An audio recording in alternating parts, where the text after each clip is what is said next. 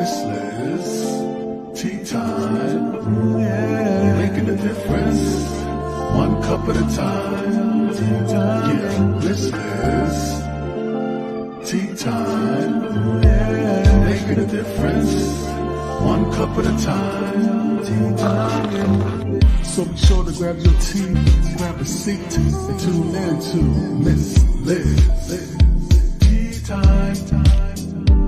Making a difference, one cup at a time. Tea time, yeah. Tea time, time.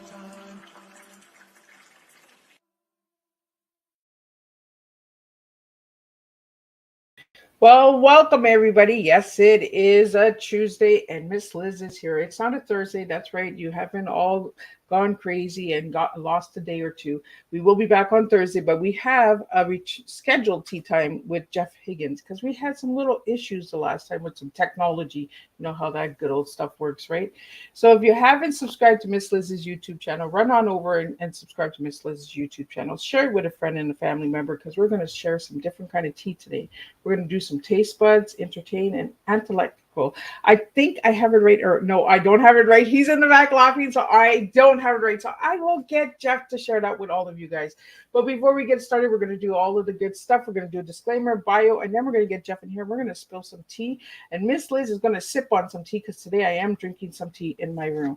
So, disclaimer for Miss Liz's Tea Time live show. Miss Liz myself is going live using StreamYard. Before leaving a comment, please grant StreamYard permission to see your name at StreamYard.com. Please be advised that the content brought forward for any Tea Time show hosted by myself, Miss Liz, is always brought forward in good faith. However, it may bring forward dialogues and opinions that are not representative of my platform. The facts and information are perceived to be accurate at the giving time of airing. All Tea Time guests and audience participants are responsible for using their good judgment and taking any action that may relate to the discussion. The content brought forward may include discussions for some where they may be emotionally at risk. It is significant to know that this show is engaging in discussion forums only to offer and inspire awareness and connection and is not providing therapeutical advice. If you have any questions about the disclaimer or the panelist discussion, you may freely contact me, Miss Liz, through my email at bookingmissliz@gmail.com. Moving forward, should you choose to voluntarily participate in today's show in any aspect, I myself, Miss Liz, welcomes you. And should you decide that the show is not made for you at this time, I respect those wishes and will see you at a later show at a later date and time. And again, all tea times are done on Thursday, 3 p.m. and 7 p.m., unless it's a rescheduled tea time or a returning guest. And that is happening on a Monday or Tuesday, like we are doing today. So now a little bit on my guest, and then I'm going to get him in here and I'm going to sip on some tea because my mouth's getting a little dry again. Jeff Higgins has spent his working life almost entirely in the industry of making seasoning for foods like potato chips, meats, and dips. You have probably eaten something he has been a part of creating. In 2002, Jeff bootstrapped his own company, and it has been a 20-year overnight success story. Living a life filled with purpose seemed to have always been a part of Jeff's DNA. Since he was 11, together with Shelly, they enjoy making meaning a part of their endeavors.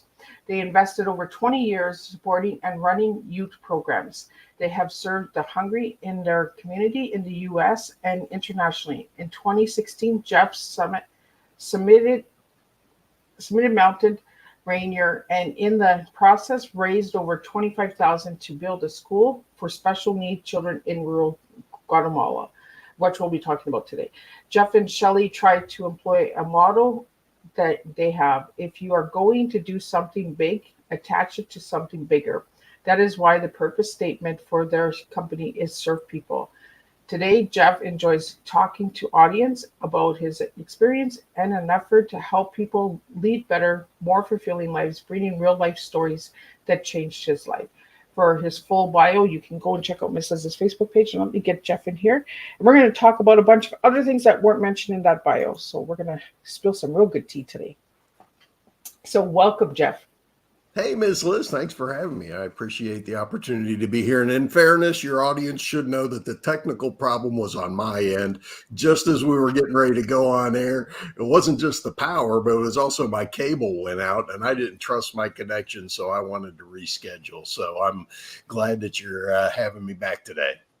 Well, it is an honor to have you here. And we talked even after, because when we had the power issues, we ended up talking for an hour after because we were just trying to see if it was going to stay stable, right?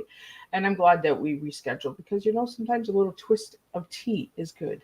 Oh man, you got to be able to handle the twists and turns in life, right? Life's what happens when you make plans. Absolutely. So, Jeff, I want to get into it. I know I said it wrong because I seen your face when I said it. So, taste buds entertain, and the third one is Analytically. Yeah, so this analytic. yeah, that harkens back to, my chosen profession, which is, making seasonings ever since I was 13 years old, working in my father's company. And this is for industrial food manufacturing, right? So it's not retail stuff. Although the products that we make go on things like potato chips that you buy on the store shelves. So that's what we do, right? We analyze the taste trends, we analyze the particle size, we analyze the incoming raw materials, and we put them all together so that they entertain taste buds. And it's a fun job that I just happened to fall into because my father was in it. Eventually ended up starting my own company, Savor Seasonings, and it's been a real blessing for our family. I like how you did that, Jeff, because you just turned your T upside down. You went from AET, and that's AET, kind of how this tea time is going. It's kind of going back and forth, right? yeah. It's really been an entertaining tea time, and we haven't even started. So It'll you get better. mentioned the age of 13, right? Jeff, and you mentioned the age of 13. So let's go back to the little boy. Let's go back to who Jeff was as a little guy. And then we're going to get into who Jeff is today. Yeah, because how I grew up was really a driving force behind my purpose in life. In many ways, I had an ideal childhood, spending all day at the creek with my friends, drinking out of the water and catching crawfish, coming home for lunch. And when the street lights came on, that type of thing. I walked to school. I mean, that's unheard of these days. I walked to my elementary school and walked home at lunchtime to grab lunch with mom before I'd head back. It was, in many ways, a great childhood in Green Hills, Ohio. But behind the scenes, right, oftentimes things are much different, and they were in my family of five. So there was my older brother and sister. My brother was 8 years older than me. His name was Tim. And then Krista was 6 years older than me, and my mother and father. What I didn't realize was that my older brother and sister, Tim and Krista, were from my mom's first marriage. And I didn't come out to me until much later in life. I figured this out. But to them, I was the proverbial stepchild, and they would, out of jealousy or whatever, would physically abuse me. I'm sure I was a snotty nosed kid too, but so I endured physical abuse from them. They were both kind of out of control into drugs. Tim was involved with the police on many occasions for many different things. He would often get in fights at school and that type of thing. But there was also alcoholism with my mother. She was left ill-equipped to handle two out-of-control teenagers. Dad never knew who was breaking into the liquor cabinet, if it was mom or the kids. And mom had a real problem ever since I can remember. She was an alcoholic. And this entire situation, of course, was untenable. It couldn't stand. And there was one day in November of when I was 11 years old. It was just after Thanksgiving, and mom backed her car out of the garage. She had a business meeting to go to up in north of where we live, and she backed off the driveway into a snowbank. And I'll never forget this. I got the tractor out to pull her out of the snowbank, and I kissed her goodbye forever. That night, she drove drunk the wrong way onto the highway and under the back tires of a semi-trailer, where she died at the young age of 38 years old. And at her funeral, they read a verse from Romans chapter 8, which says that God can make all things work for good for those who love him and are called according to his purpose. And I believe that day, that verse was branded on my heart. And I was determined to make difficult things like this in my life work for something good deep down inside. Yeah. My brother, he lived life on the edge, like I said, and 3 years after mom died, he had a beer in his hand and what was left of a 6-pack on his floorboard when he drove his car under the back end of a semi-trailer and died at the young age of 22 years old. Wow. And I can't say that I lived out my purpose at that point. As a kid, they tried everything, right? I saw all kinds of psychologists, psychiatrists, physical, mental, all kinds of different things. And, but I was just checked out. I went from being a straight A student in elementary school to barely passing 6th grade. I'm surprised that they did, frankly.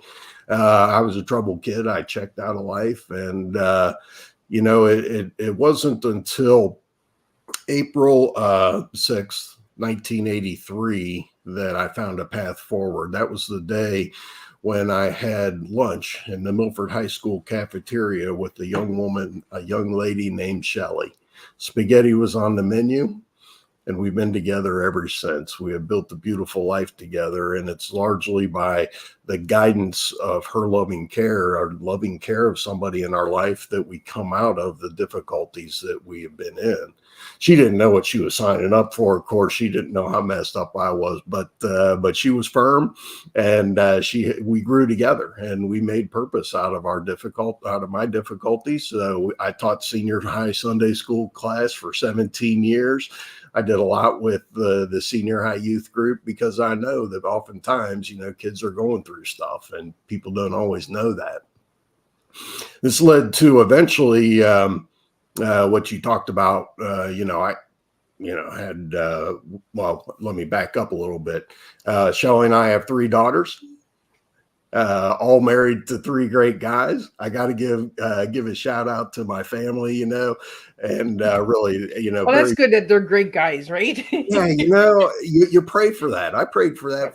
That's what I said at their wedding reception. I got to give this speech as the father of the bride 3 different times, and I said every time, I said to the parents of the groom, thank you. I've been praying for you and your son since the day my daughter was born. And you do, you pray for that for your kids. You want that. And they've got great guys. And so I've got 7 grandchildren, and a thriving, flourishing business. And I've been very well blessed in many ways. So, I like to give back. I like to make sure that purpose is a part of who I am and what I do. So, yeah, in 2016, August 11th, 2016, I summited Mount Rainier, and in the process raised $25,000 for a badly needed school for special needs children in rural Guatemala. And that was, that was, and this is what I mean by do something big and attach it to something bigger. You said that in my intro, right? So climbing Mount Rainier was pretty big. I'm 50 years old. I ain't no spring chicken, but I did it, and it was physically by far the most difficult thing I've ever had to do in my life. But making the summit was only part of that. The bigger purpose that I was serving is really what made it emotional for me. The bigger purpose that I was serving drove me to the summit when I felt like I couldn't go on anymore. My driving purpose drove me past the guy throwing up on the side of the trail as I'm thinking, I can't barely make another step, And when I got to the summit, it meant more than just the vain endeavor of a middle-aged guy, right? Because I was doing something bigger than myself. It was an incredible moment in my life. And, my summiting Mount Rainier, that climb started long before that August 11th. Making that summit was really, for me, I was raising my arms in the air in victory, not only over the mountain, but over my own past and my own difficulties. Jeff, I've had a lot of guests that have been climbing mountains and hills. I wonder if the good Lord is telling me something, right? Because that's really a transformational experience, taking that step, like you said, like pushing yourself and saying, oh, I don't know if I could do one more step, right? Yeah, And you it is. pushed yourself to do it. Yeah, I've got a So, friend. His name's Antarctic Mike. He does public talk speaking and that. And Antarctic Mike got that name because he did a marathon in Antarctica. I think that's absolutely nuts, but that's beside the point. And well, there are a few of those people out there, but you I think wonder, doing like, a what, marathon is what are nuts. you doing? But I was talking to him one day, and he says, why I did that, Mike? See, what Mike had is a marriage to a wife who had a bad climbing accident before he met her. And she had a lot of physical problems from that and ongoing physical needs to be taken care of. And that caused, some mental difficulties too. Dealing with stuff like that, right? It would affect anybody. And so, he loved this woman dearly, but yeah, it was hard. It was hard. And that was his mountain that he chose to climb. And he says,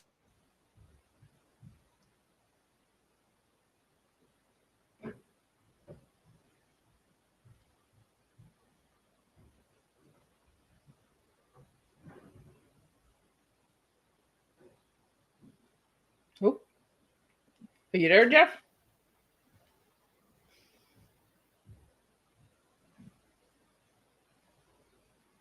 I think we have a frozen screen, so let's see if he'll come back. Uh, so yeah, if anybody would like to know more on Jeff and all of the incredible stuff that he's doing, you can check out his website at www.jeff-higgins.com. And I just want to let everybody know that sometimes technical issues happen. You just never know where it's going. We have these glitches in the system sometimes, and they just happen to just go bloop and then they come back, right? It's like climbing a mountain. You take one step up and then you take two steps back. Let's hopefully Jeff can come back. I think he did realize that his screen was frozen, so we're going to get him back in here, hopefully, and we can continue the conversation. Miss Liz would like to give a special shout out to all of you guys who voted for Miss Liz's business for uneligible, and thank you for selecting Miss Liz as the local business person of the year again. So again, thank you to all of you individuals who voted for Miss Liz and supports Miss Liz's mission and mission and vision of serving one cup of tea at a time. I think we got Jeff back, yes, so let's go. There we go. See, it's going to be a tasteful, entertaining tea. Miss Liz signs up for these adventures. we're going to make this happen one way or the other, come technical problems or not. So I was saying about Antarctic Mike. And Mike says to me, he says, I went to do that in Antarctica because it was a hard thing to do. And he said, I went there to prepare myself to do the hard things. You see, I think that it's very often that the hard things that we choose to do in life prepare us for the hard things that choose us in life. Oh, I like that. I like that. That makes a lot of sense. That is deep, Jeff, but that makes a lot of sense, right? Yeah. Especially people who have gone through a lot of trauma, a lot of broken heart, gone through addictions, and we were made for this story, right? We were made for this strength. It was our walk to take, our mountain to climb, right? Yeah. I'm going to go on with the mountain because the mountain is what is actually bringing us together, right? Like we're having this tea time because of the struggles and the summit that you created, and all of the good work that you've done, Jeff, and has brought you together, has brought you here, has brought you to my table. Yeah. Because the glitches that we're having with this tea time, like the technology, it's like, Miss Liz is not giving up, and Jeff's not giving up. So we're going to climb that mountain together. We're going to do That's this. another right? thing that struggle prepares you. It makes it easier for you to go on when you don't think you can. And that happened to me after Mount Rainier. And I think that Mount Rainier prepared me for the struggles that were in front of me after I summited, after that summit moment, that mountaintop experience in my life. Absolutely. So, Jeff, I believe you also had a sister who passed from alcohol as well, correct? Yeah, because my life didn't stop there on the summit. My life quickly changed after summiting Mount Rainier. That February, I was in Guatemala at the ribbon cutting of the school, and it was just an amazing thing. They recognized me, gave me a little glass trophy, and there were like a couple hundred local Guatemalans at this, and I didn't understand a thing that the missionaries were telling them. He told me afterwards, though, and it was just an incredible experience. That was in February. March 13th, 2017, I was called to the hospital for my sister again.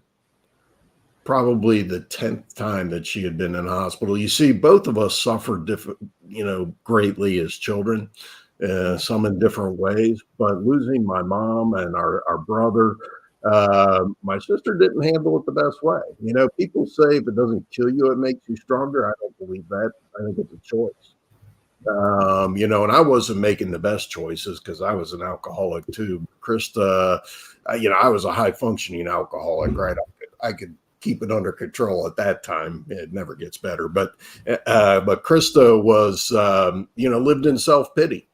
And when you live in self-pity and you're an alcoholic, that's like gas in a match. And, I visited her in the hospital one time, and I pleaded with her with tears in my eyes. Krista, I've had to bury mom and I've had to bury Tim. Don't make me have to bury you too. But that March 13th, 2017, I was called to the hospital for the last time to make the decision to remove life support. There was nothing that they could do at that point. And I spent the next 3 days with her as she slowly died. And I was with her alone when she took her last breath. And that was hard. I'd never been with somebody as they died. And that was the third member of my immediate family to succumb to this terrible disease. And yet I was still drinking. I'm highly susceptible. I have 3 dead family members, and I'm still drinking every day myself. Yeah, that was one question I wanted to ask you, if you were drinking as well. Yeah. Oh, yeah. Yeah. I was oftentimes drunk when I was giving her advice on why she should not drink so much. Well, it's the mirror, right? But there's, once you're an alcoholic and you kind of learn about other alcoholics, and you're not the only dumb shit out there, excuse me, but you start talking about these stupid stories, and some people, it takes a little bit longer, or you're able to control it a little bit better, but it always progresses. And there's, things that can accelerate that. A few months after my sister died, I was golfing with my friend, Father Chris. Chris and I were great golf buddies. I mean, I like to golf, but Chris said he told some fellow priests one time he wanted to die in a sand trap. And so we were golf buddies. We met on the golf course. And that day, we were talking about some of this stuff, and we were talking about his mother who was going through some end of life situations. And I was kind of bringing him down. Anyway, he had asked to go for a ride in my car after golf. And that ride lasted less than 10 seconds. When I ended up losing control of my car, we went down an embankment and ended up upside down in a sand trap where Chris did not survive. Wow. I was found guilty pled guilty, I should say, to vehicular manslaughter in his death. And it was all over the news, of course, business owner, Catholic priest, but none of that really bothered me. I was so, I learned some new things. I had never experienced panic attacks. I had never experienced PTSD. I had never experienced laying on the floor just trying to live the next breath. And the guilt and the overwhelming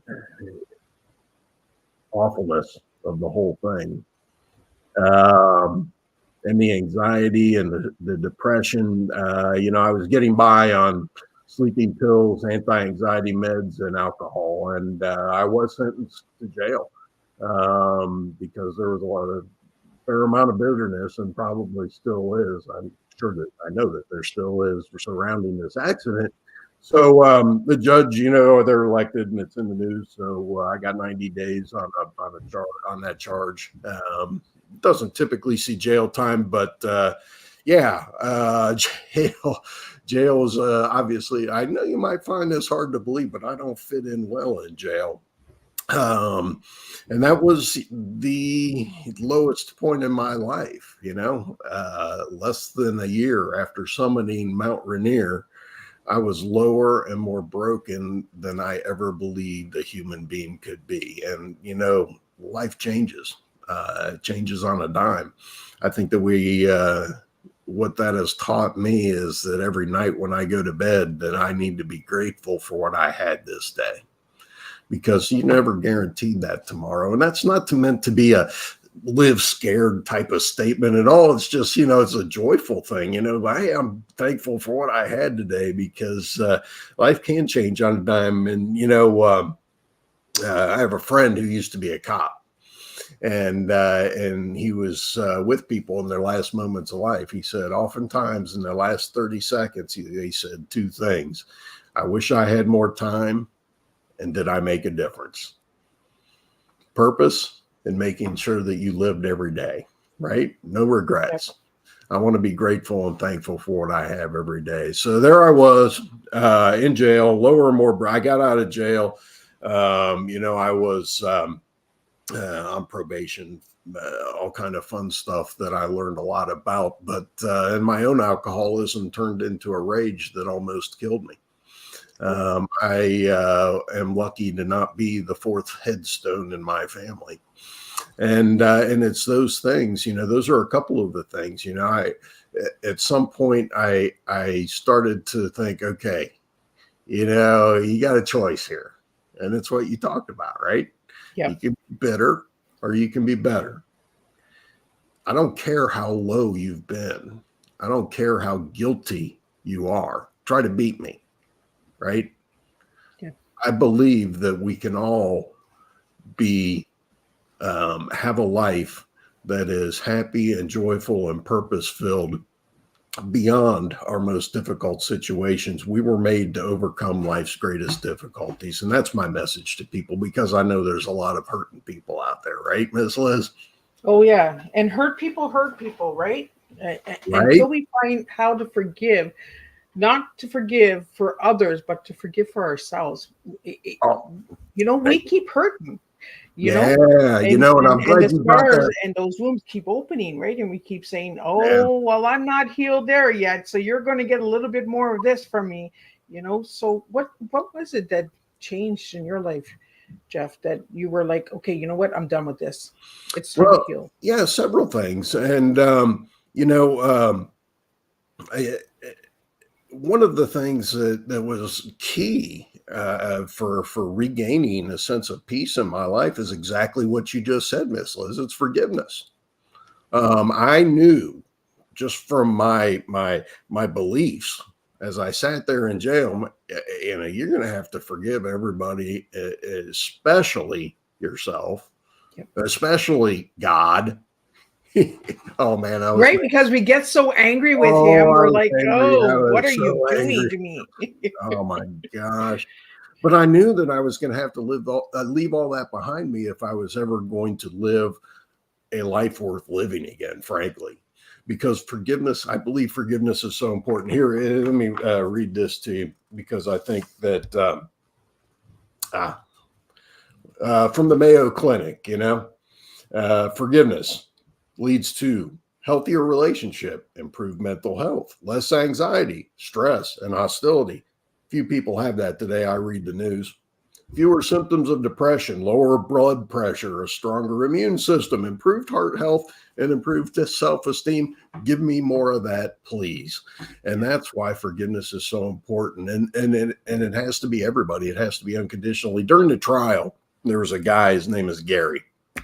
And Gary reported to me that he was a friend that he was a friend of Chris's.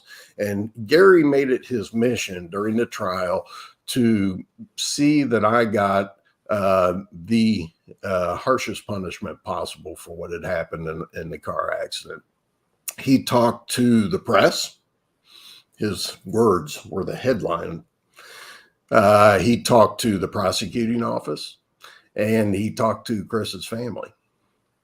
And frankly, he was a large part of the reason that I got charged more harshly than other people do for this same crime. And a couple years after I got out of jail, all of a sudden I got a phone message from this guy, Gary, and he wanted to talk to me. And he said the topic was forgiveness. I don't know. I talked to my attorney. My attorney says, I wouldn't talk to that guy. He did his damage. You're still on probation. Don't do it. But I felt compelled to. I don't know why. And Gary sent me this letter. And in this letter, he says, forgiveness is a great gift that you can always give the other person. I would add, it's also the greatest gift that you can give yourself. Yeah. I talked to Gary and I told him, look, Gary, I attacked that dragon a long time ago, buddy. You were top on my list and I have forgiven you. See, what I didn't realize at the time is that Gary was dying. And I didn't realize that. I was happy to give him peace. I was happy to give myself that peace of letting him know that I forgave him. But Gary was preparing for the end of life, and he was seeking reconciliation and forgiveness because, as so many people want, he wanted to die in peace. Yep. Right? It occurs to me that if we want to live in peace, we ought to do the same. Yeah. That's an example of why forgiveness is so important. And I was happy to give Gary the opportunity to die in peace, at least on my account, because it also released me to live in peace. Well, and you just said something, Jeff, like, a lot of people before they pass, they want that forgiveness, right? Especially somebody who has done damage to you in your life. They want that forgiveness so they can pass. And like you said, why not have that peace while you're living? Why do we wait until we know that that's going to be the end of it and then want peace? Yeah. I've had a few family members who have done that as well. They wanted to speak to me before they pass. And the good Lord made it so that it didn't happen. Look, the evidence is in. Yeah, the evidence is in from the Mayo Clinic. Newsflash. This is right. And this is not, some study, right? I can find a study to prove anything. This is double-blind, placebo-controlled, peer-reviewed studies. It is definitive. Forgiveness is so important to our mental health and well-being. That's why every night when I go to bed, I thank the Lord above for every gift and joy that I can think of for the day. I try to be as grateful as possible. That's why I just got back from Guatemala Sunday. Let me tell you something. I do that twice a year. That's soul care. That's as much for me as it is those people on the mountain that I'm serving, right? It's because when I go there and I go into a mud hut that is filled with smoke because they cook on open fires and we install stoves that help prevent that, but they're filled with smoke, smells of human, a family living in a home with no electricity, no running water, no bigger than my bedroom. That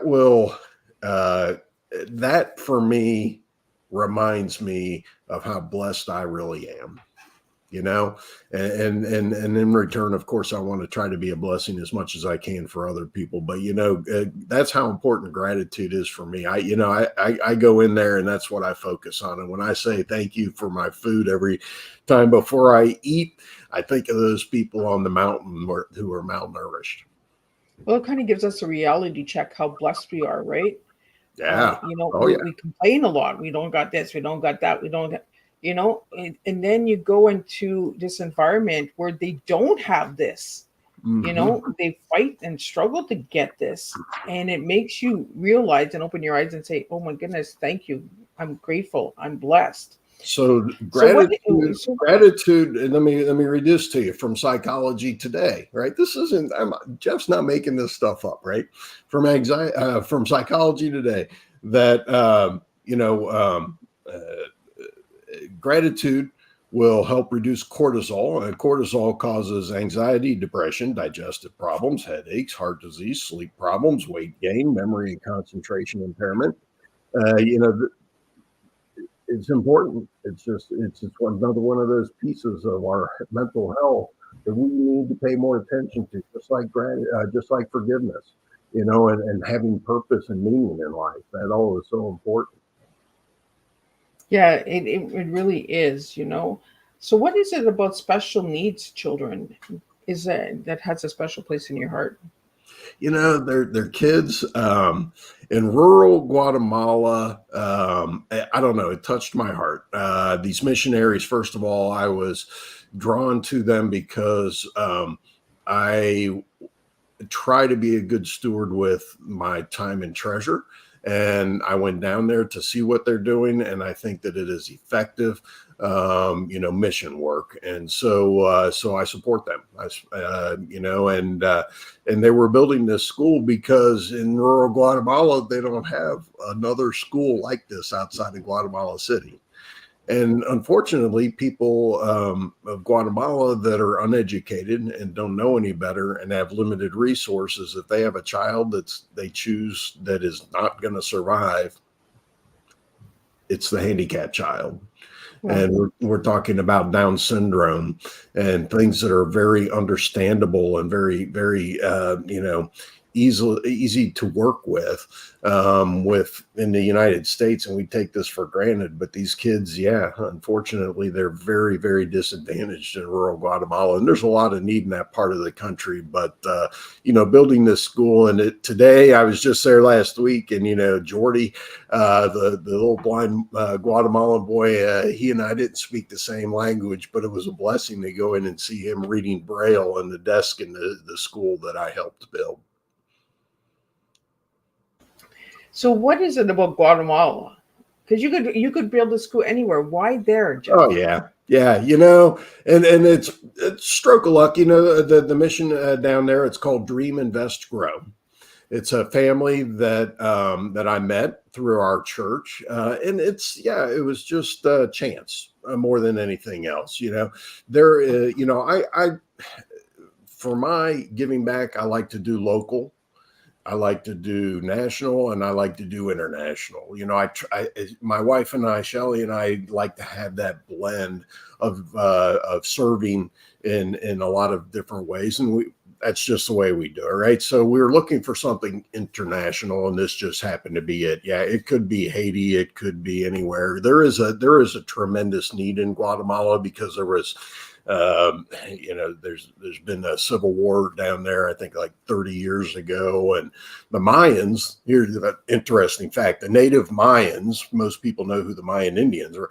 They're the ones that are pushed to the edges of society because of this conflict. And they're the ones that fled to the mountains for their own safety, where they live off the land pretty much. Wow. Yeah, these stoves that we install, they're cooking in their homes on open fires. These stoves that we install, that's one of the great benefits of it. Not only does it get the smoke out of the home, which is helping a lot of people, but it's also the amount of wood that you use in this stove. I should say, let me change that. The amount of wood that they would burn in one day on an open fire will last 2 weeks in one of these stoves, these high efficiency stoves. Oh, wow. Yeah, so it has a tremendous health benefit, environmental benefit. You see why I'm involved with this? Because, these people are doing stuff that really, and you know what the proof in the pudding for me is. I go into these villages, and the folks in these Guatemalan villages, they're like, hey, when can I get my stove? When they're asking for it, then that it's something that's needed. Yeah. So do you have any plans of bringing more stoves to the area for the Oh yeah, I go down twice a year, and I help install the stoves. Right now they're working in Valencia, Guatemala, and that's a town on a mountaintop, I guess you would call it, of about 50,000 people, most of whom are in need. Oh, wow. See, I thought Guatemala was like a really small community. Like I thought it was like Oh, maybe like a couple thousand. that's 22 million people, I believe. Oh, well, Yeah, Miss Liz got to do some education here. Miss Liz got to learn a little bit, right? You yeah, can get yeah, into yeah. class and learn a little. That's there. There is an acute need in Guatemala, and so it seemed like a good place. And we help with nutrition programs and healthcare. Last week when I was there, the little old lady comes up. She's got an eye infection. This stuff. We talk about instilling some gratitude. She's got an eye infection. And our the daughter-in-law in the family, then she's a nurse, and she says, "Yeah, how long have you had this eye infection?" She says, "For 7 years." Wait a minute, wait a minute. Did you mean days, weeks, months? No, years. 7 years. She's had an eye infection. She can't afford to get in the bus to go down the mountain to the doctor to get the penicillin. She can't afford the penicillin and so she's dealt with this for 7 years. You know, Wow. uh, gosh, how lucky are we? And we complain about all the healthcare and the cost of. But you know what? We go down to the corner store and we can get what we need to take care of stuff that is making other people's lives miserable all over the world. Yeah. So I want to get into Jeff. I want to get into the Yeah. serve people. How'd you come up with that serve people? Yes. So I get asked this a lot, and that goes back to my faith. To me, and I'm a Christian, and to me, it's pretty clear in the Bible, right? That our highest calling is to love God and love each other, and love is a verb. Love is not, for me, it's not only a feeling. In fact, I think that that's part of the smallest part of it. Love is a verb. It's about showing kindness and patience towards others and helping the brother out. And yeah. So I think that that's And when I was starting a business, my business mentor told me, he thinks just a business guy. He says, "Jeff, put the business plan down and look at me." He says, "Why are you doing this? Because if it's just to make money, don't do it. Why would you put everything you have on the line to start a business, right? You can go get a job somewhere else if it's about money." He Yep. said, "It's got to be about something more." And that really, it really hit me. And so, yeah, the purpose of our company is 2 words: serve people. And that is, I feel, my highest calling in life. And that takes various forms based on my gifts. And I'm with you with that, Jeff. Like, and I'm with that mentor. If you're gonna do it just for money, you can just go get a job somewhere else. You Right? can get the 9 to 5 job, but when you really want to have a purpose and you want to have that legacy of making a difference, right? Because that's the two things that we want before we die, right? Is we want to know that we had a purpose and that we made a difference. Yeah. So we need to get our get it together and say, like, what is our purpose in life? Yeah. Why are we not getting out there and doing what feeds our souls, what feeds our in ourselves? And you know where our purpose comes and your from? team. You know where purpose comes from? Where does it come from? Our struggle. It's kind of the circle of life, I think. You probably are familiar with the 5 stages of grief, right? Yes. Yeah, and that was written by Elizabeth Kubler-Ross, and it's very famous, and a lot of people know it. What a lot of people don't know is there was a 6th stage of grief that was published by her protege, David Kessler, and it was after her death, but with the blessing of her foundation. And the 6th stage of grief is finding meaning and purpose. That our struggles and our difficulties can be rich sources of meaning and purpose in our life, and always often are. The Susan G. Komen Foundation was founded by Susan G. Komen's sister, because Susan G. Komen died as a young woman from breast cancer. I can go down the list. People finding meaning and purpose. I hear the story all the time, and it's no different with me. Well, it's the struggles, right? And if you don't have the struggles and you don't realize that your struggles is actually your strength, that's where the scars are your strength. All of the things that we have to overcome, the adversity of stepping up and saying, you know what, holy shit, I had a hard time. Okay, yeah, I said the word shit, guys. I I will did put too once. the thing out there. But I mean, you go through a lot of stuff in life where you have to eventually say, you know what? It was to make me who I am today. Mhm. It's to give me my purpose, to show me. It's like you said earlier. I can't remember what you said, but we have to something about strength and struggles. You said it earlier. I'm trying to remember here. This is having a brain fog here. Oh, But I mean, our struggles are our strengths. oh well, do the hard things, plan, that you choose, so that you're prepared for the hard things you don't choose in life. Yeah. I don't know if that was it or not, but It was the hard things. Yeah, I know it was with the word but yeah, hard things. There was something with the hard things because but we yeah, have to have the hard things in order to get over through the hard things, right? You know, because it's not everybody that goes through the story that you went through, Jeff. yeah, I didn't go through it. You yeah, went through it, right? And I that's went a through my great own point. struggles. Yeah, yeah, yeah. That's a great point, Ms. Liz. I'm sorry, because your struggles aren't my struggles. Don't compare your struggles to my struggles. I've had some pretty remarkable experiences in my life both ways. That's why I call my talk struggles and summits, right? Uh, Yep. I've been to the highest mountaintops and I have been to the lowest valleys. And but that's, we all have struggles. And sometimes it's the little stuff every day, right? In business, right? I know Yep. what this is like. It's the little stuff that gangs up on you throughout the day. It's the little struggles. It's not necessarily the big flashy stuff, and it doesn't have to be tragic, but this stuff wears on us and it builds up over time. And so your struggles aren't my struggles, but struggle always has the same effect. It causes stress, it causes anxiety, it causes depression, it causes all kinds of problems. And so, that's why I hope that my experience with overcoming stress, anxiety, depression, and all that through my struggles can be helpful to other people. Well, then it goes right back to your tea. You know, it's tasteful.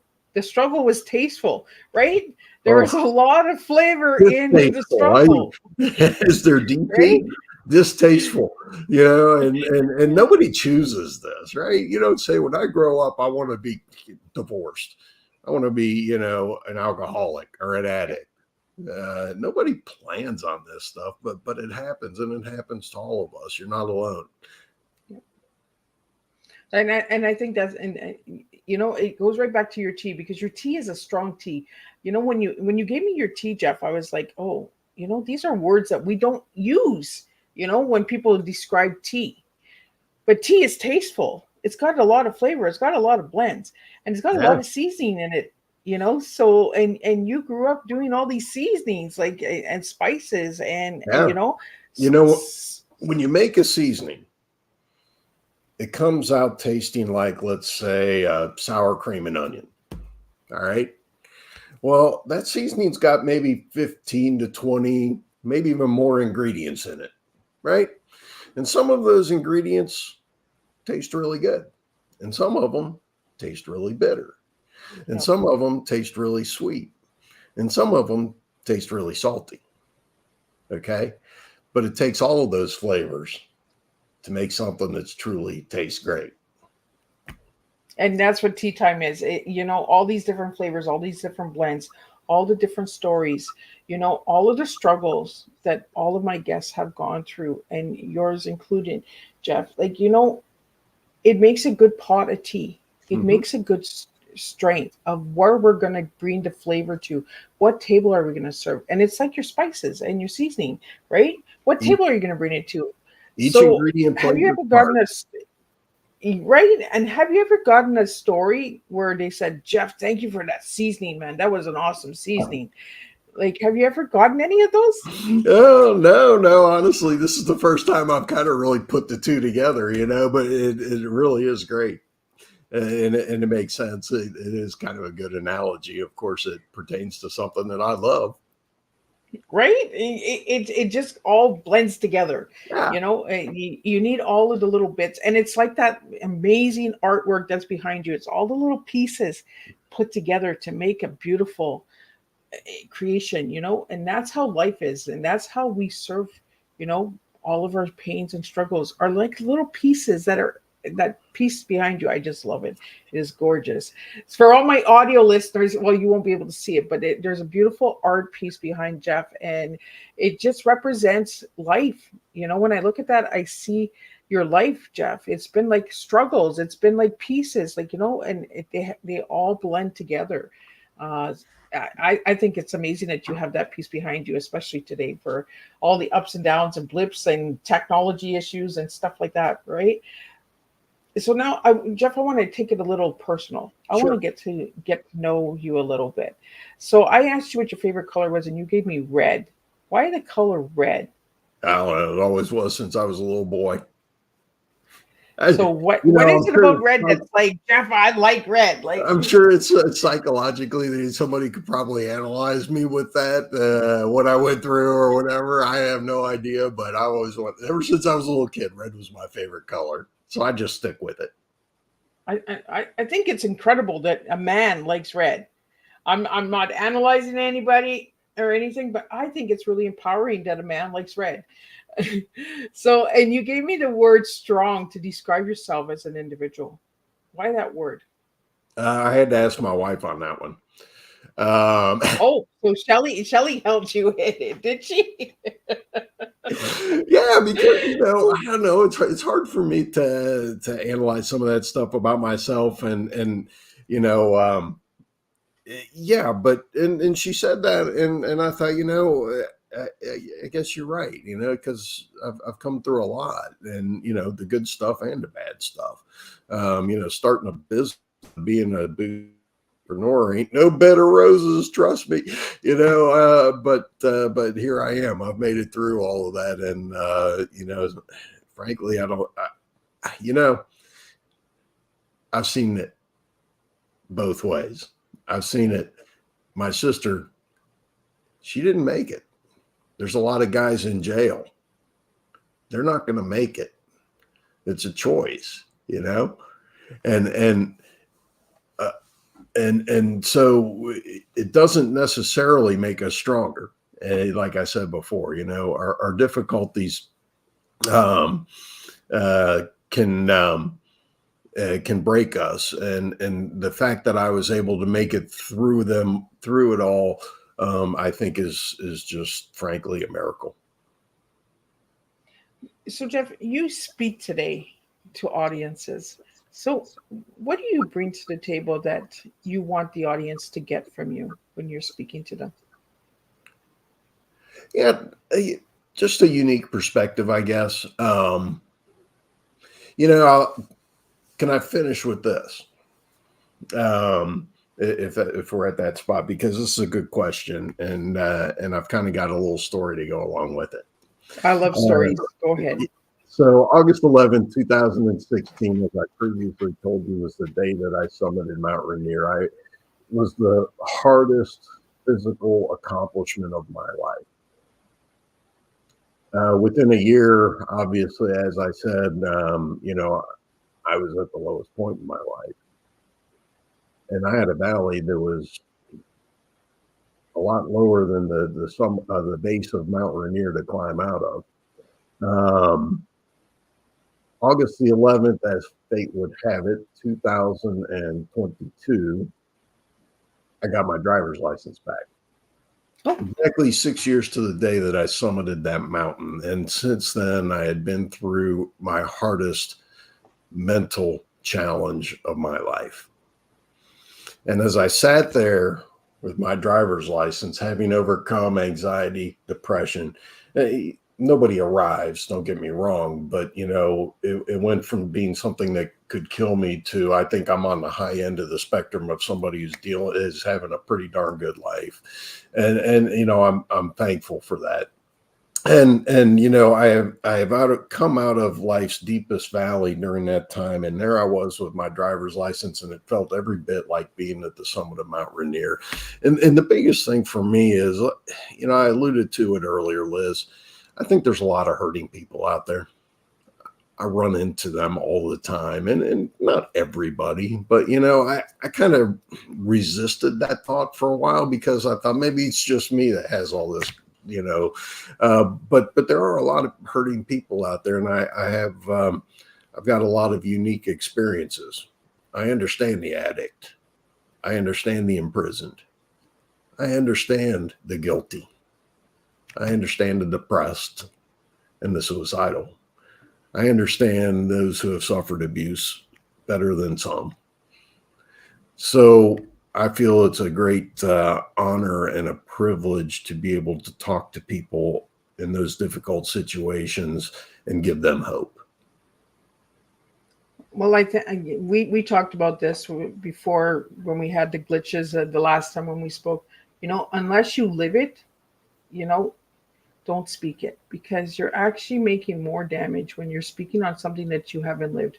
And I'm glad that you finished with that, Jeff, because you understand it, you lived it, so you can speak on it. You can say, you know what, I understand how you feel. I might not know your story, I might not know your journey, because each struggle is different, but I understand it. And I think we would impact more lives if we started understanding the stories, understanding what people are going through. Hurt. Why are people hurting? Why are people having so much trouble forgiving? Because we're not taught how to forgive. We're not shown how to forgive. We're just like, okay, well, I'm just going to forgive you. Oh, yeah. And you can come over next week.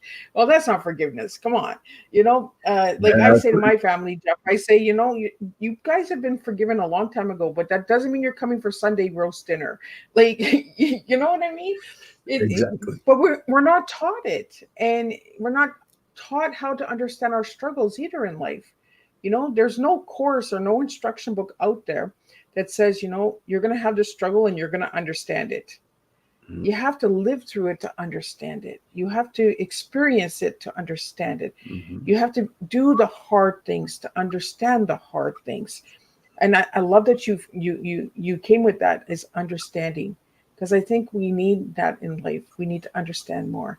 You understand Guatemala, and you understand at prison, you understand life, you understand addictions.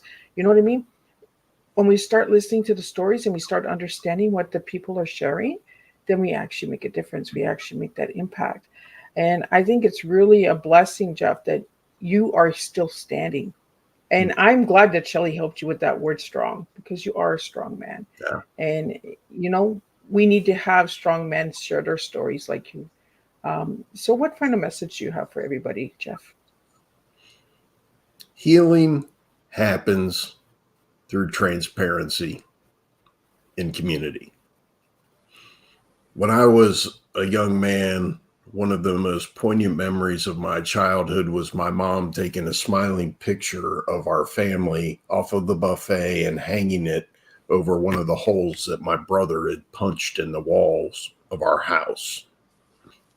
And we all have holes in the house. And that for me is a real analogy for life. And we hang smiling pictures of our holes, and that's okay, because nobody wants to live with Eeyore.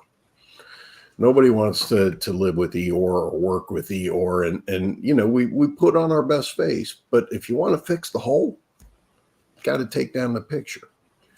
And I'm not talking about Facebook transparency here. I'm talking about, like us alcoholics, we get together and we understand each other, and we understand the stupid stuff that we did like nobody else can. And we understand each other when people who can drink normally, normal people can't understand, why the heck we do what we do.